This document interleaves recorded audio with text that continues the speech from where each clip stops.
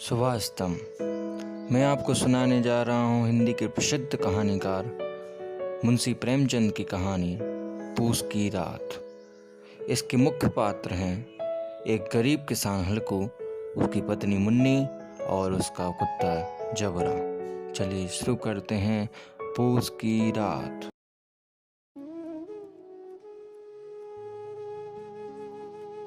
हल्कू ने आकर स्त्री से कहा, सहना आया है, लाओ, जो रुपये रखे हैं उसे दे दो, किसी तरह गला तो छूटे।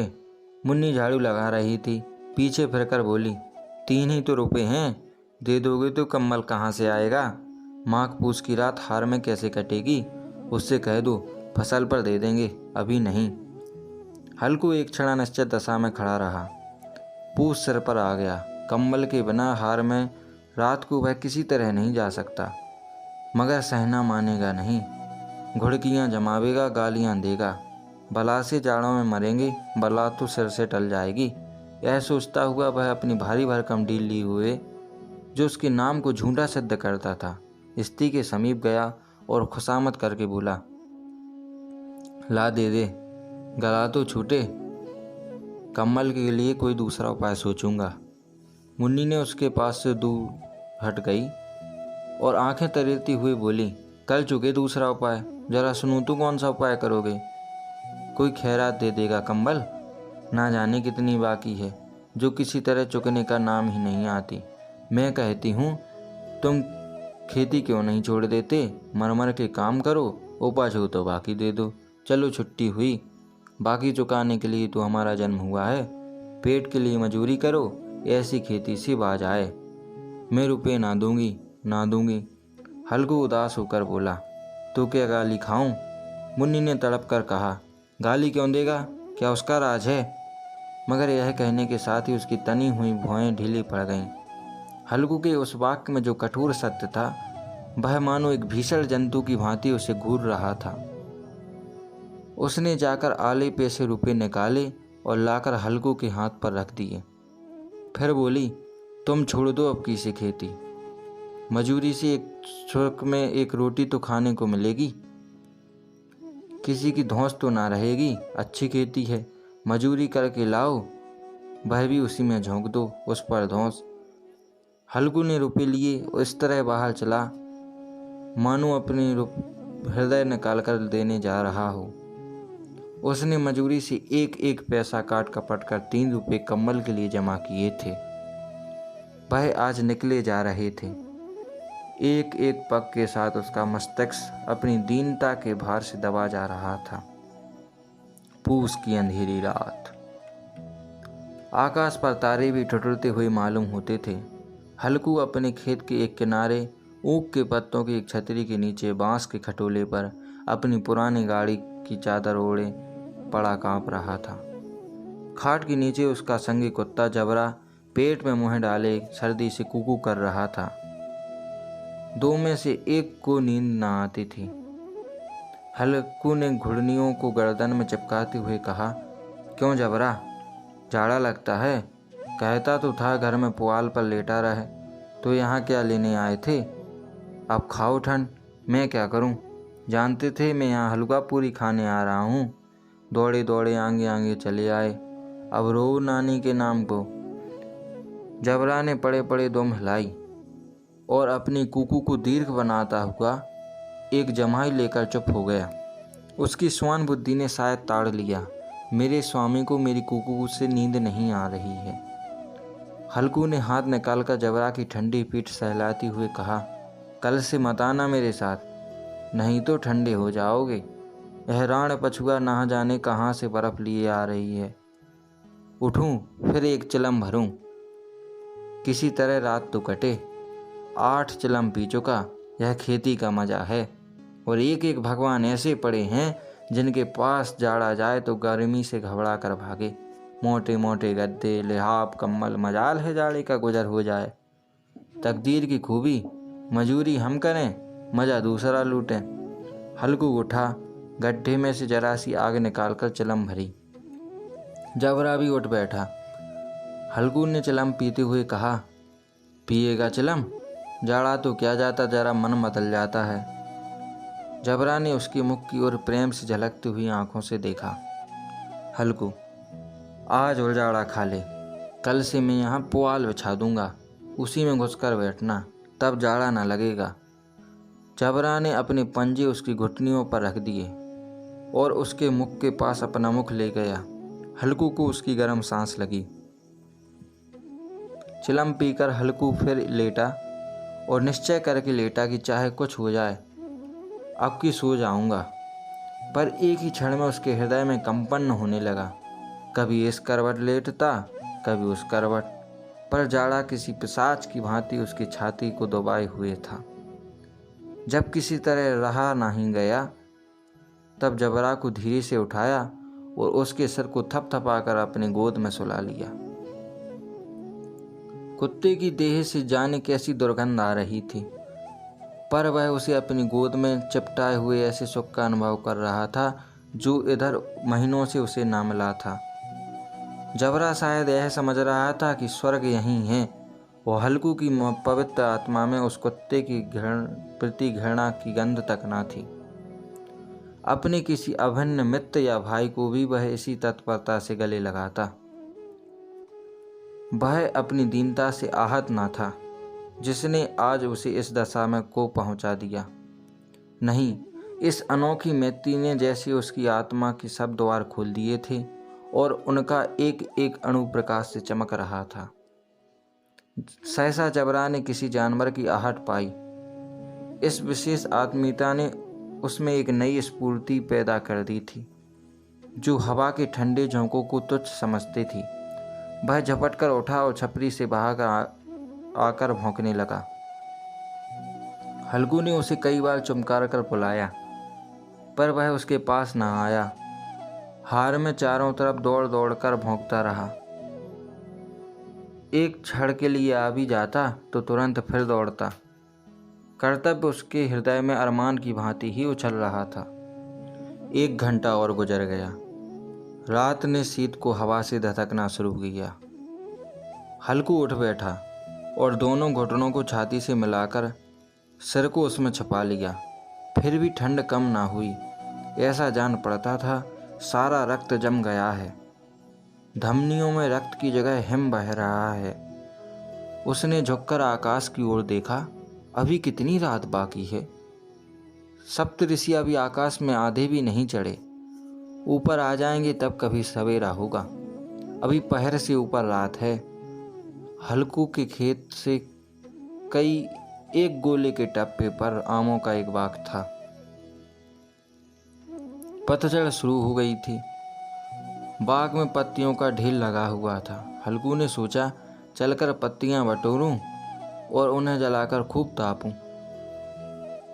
रात को मुझे कोई पत्तियां बटोरते देखे तो समझे कोई भूत है। कौन जाने कोई जानवर ही छिपा बैठा हो। मगर अब तो बैठे नहीं रहा जाता। उसने पास के अरहर के खेत में जाकर कई पौधे उखाड़ लिए और उनका एक झाड़ू बनाकर हाथ में सुलगता हुआ उपला लिए बगीचे की तरफ चला। जबरा ने उसे आते देखा तो पास आया और दम हिलाने लगा। हल्कू ने कहा, अब तो रहा नहीं जाता जबरू, चलो बगीचे में पत्तियां बटोर कर तापें। तांठे हो जाएंगे तो फिर आकर सोएंगे। अभी तो बहुत रात है। जबरा ने कूकू करके सहमति प्रकट की और आगे आगे बगीचे की ओर चला। बगीचे में खूब अंधेरा छाया हुआ था और अंधकार में निर्दय पवन पत्तियों को कुचलता हुआ चला जाता था। वृक्षों से ओस की बूंदें टप टप नीचे टपक रही थीं। एकाएक एक झोंका मेहंदी के फूलों की खुशबू लिए हुए आया।